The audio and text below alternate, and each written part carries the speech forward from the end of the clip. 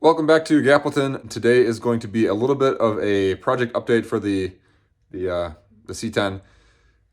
It's getting its T56. I just had a bunch of parts show up, so I'm gonna give you a little bit of a breakdown on what that looks like or what I'm doing to put the T56 here in the S10. In the C10, not the S10. In the C10.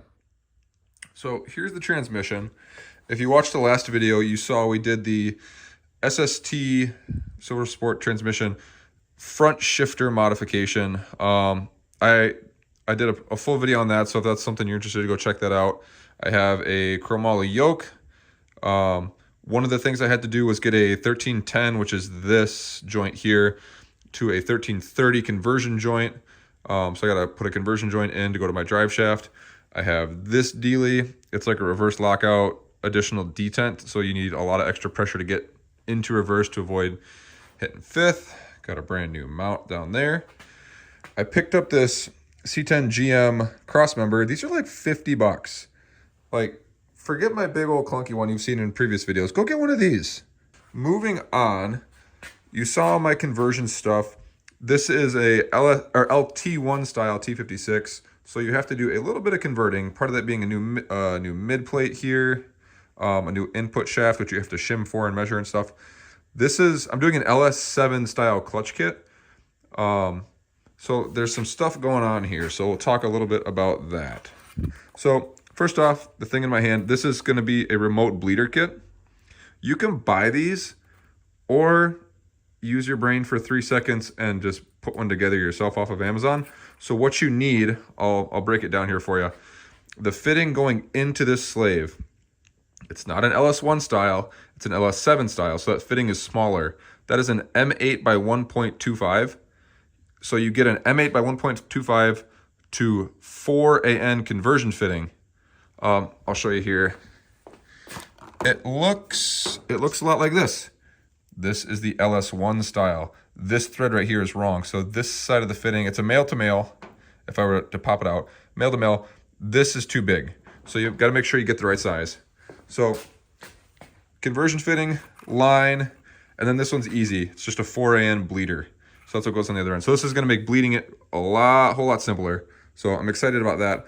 The other thing is to convert this to an AN feed line for the clutch. So what you have to do is you have to get this little adapter piece. It's this little, it's not ICT billet. Someone else on Amazon is putting them out. I'll show you the part number. This thing. There. I don't know. It plugs into the quick connect style thing and allows you to go to a 4AN. So there's a stub that goes in there and a spring clip there, and then it gets you into your AN line. And then on the other end, I have 4AN to 1/8 inch NPT, because all my clutch stuff up in the front of the truck is 1/8 inch NPT. And that's how I am kind of operating this LS7 style throwout bearing. The next piece of the puzzle is LS1 style bell housing. So another Amazon deal. You know me, we're on a budget. And then the last piece is this clutch kit. It's another of the Clutch Max Pro Stage 5 or something. I didn't realize the Stage 5 came with an unsprung disc. It's not in there. It's in this box here. Yeah, it's an unsprung disc. Never had one. Didn't know I was getting one. So we're going to see what it's all about. Who knows? Maybe I'll hate it. Maybe it'll be just fine. I don't know. So that's kind of where we're at. I need to get underneath the truck. I need to bolt on the clutch kit and then the bell housing. The nice thing about these T56 is the transmission and bell housing kind of go on separate, which I'm going to find out if that makes things easier or more difficult. The NV3500 bell housing is not modular or bolt-on, so I always had to do the whole thing all at once. So in this instance, this will be a little new for me, so we'll see what it's all about. 1 week later. Okay, some time has passed. I was about to stab the transmission into the truck. I was going to go underneath and up, but I forgot to provide you an update on a thing. I'm an idiot. So I had purchased an LS7 clutch kit, and I did all this finagling and stuff like that to get AN stuff on it. And this slave cylinder, it's like a TR60 or LS7 style slave. Wrong, because I have an LS1 style transmission. So from consulting with people on the Facebook page for these. That's awesome. Some guys chimed in from Tick Performance and a couple other knowledgeable people. I need, for my application, an LS1 style slave. And I figured this out because I measured my clearance from this surface to this surface minus having the spring in there, which I still have to put back. And then you also measure from the clutch fingers to the edge of the bell housing. So you measure how those two distances kind of compare to see what your tolerance is. And that LS7 one stuck out a mile, which when the whole thing was bolted together, that would have equated to me having clutch preload or not full disengagement of my clutch. So yeah, that would have been no good. So I just have to put my spring, when you measure this, you take the spring off. There's a return spring that's right here. So you take that spring off, you bottom out the slave, and you measure from this face to this edge here, like what that distance is off like that. And then you compare that underneath to the clutch fingers to the edge of the bell housing, and that gives you your clearance. You want like 100 to 150 thou. Mine's a little under that, but as that clutch wears in, it should create that tiny little bit. I'm at like 50 thou. So I had to make up some shims to actually bring this out. I don't know if you can see them in there. I have shims behind there bringing my slave out because I would have had way too much. I would have had like, heck, I would have had a half an inch of clearance. Yeah, 500 thou, way too much.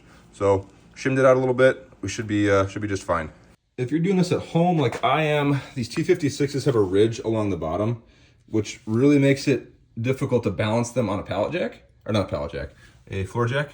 So what I did is I took a piece of wood, a piece of dunnage that comes on like a crate or something like that. It already had a groove down the center, so it already was gonna ride this ridge, and I just knocked out the spots of where this little side webbing would go. Just pretty well centered it.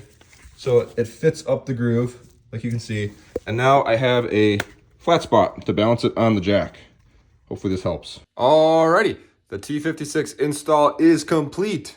Don't tune out just yet. This is gonna be the educational little recap so I can share some of my struggles and how I overcame them so you don't have to do the same thing. So one of the issues that I faced when doing this, my buddy Taylor was over and we were stabbing the transmission onto the engine and it would not go. It was this close. It was a literal half an inch. And we're like, where the heck are we losing a half an inch? Why can't we get this thing on? We pull it back off. I realized that not because I marred anything up or broke anything. It was just like, I wonder if this is what it is. The input shaft was bottoming out on the pilot bearing before the bell housing could seal up. So I went on the interwebs and like, oh, CTSV has a different longer bell housing. Oh, by a half an inch. Like, maybe I need one of those. I didn't go order anything because I kept looking. Turns out there's a difference in pilot bearing. I'm an idiot. We know that. So I needed to go do more Googling. And I found out from one of the old forums, there are two different styles of pilot bearings. If you're using a LS7 style clutch kit, everything LS7, you use an LS7 style pilot bearing. It's bigger and fatter and looks like a bearing. Here, one second, I'll show you. These are my two spares right here. One of them is bashed up, one of them's brand new, but these are the larger ones. These fit in the end of the crankshaft. They fit in this outer diameter, but if you look inside, there's an inner diameter. I needed the smaller bearing, the LS1 style bearing that fits deeper into the crankshaft by, you guessed it, how much? A half an inch. So lucky for me, AutoZone had one on their shelf. I was amazed. That was super, super cool. So I was able to buy it off the shelf, come back, get everything all buttoned back up. It kind of sucked because when I realized it, all right, got to pull the clutch back off, pull the bell housing back off, pull all the nonsense, and then slap it all back together again. But, oh well, it's better to just do it right. So, yeah, it is all installed. Let me show you something really cool. So this truck was originally a manual. It came with an SM465 with this ginormous, goofy, humongous long shifter, which I got another one of. How cool is this? This is the original shifter that came in this truck. It's not the same exact one. I got this one from the junkyard, but I got another one on the bench. I'll show you real quick. Look at this monstrosity. Oh, it's so bad. So This is the end that stabs into the transmission, and this big old long boy, and then the knob with like a 3-speed and a granny low. It's hilarious. So when these shifters actually get wobbled out and stuff, because they're all 40 years old at this point, there's 2 little O-rings on this thing where it actually does the shifting. Those go bad. They're, as you can see, they're all crustied off right there. So if you have one of these and you want to tune it up, drive that roll pin out to get at this little stub here, and you can actually get some feel back in that shifter. But yeah, you can actually deconstruct this guy. So I ground off the weld there, ground there, took off this little bullet section and this big knob, and I'm left with just a shaft. And it actually had 2 flat sides on it, so I could use my old shifter, my old T56 shifter, and grind, or use those 2 flat spots to punch the exact holes that I needed. And yeah, get this guy bolted in just like it had back in 1985. I think it's kind of funny. It's a 3-speed shifter in a 6-speed truck. I'm calling this install done. I still need my drive shaft shortened, which is right there. Yeah, the guy on the floor. So I got to run down to Milwaukee. There's a drive shaft shop down there.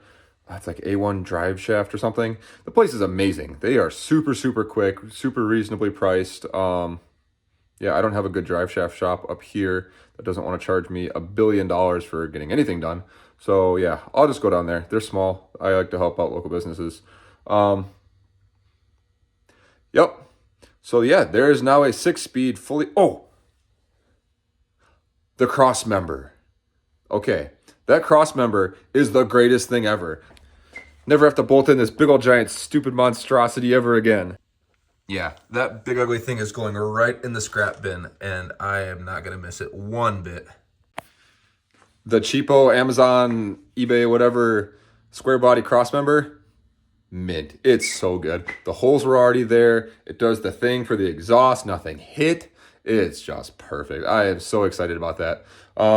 Yeah, the next update is probably going to be when the drive shaft's back in and finally cruising this thing. So thanks for tuning in.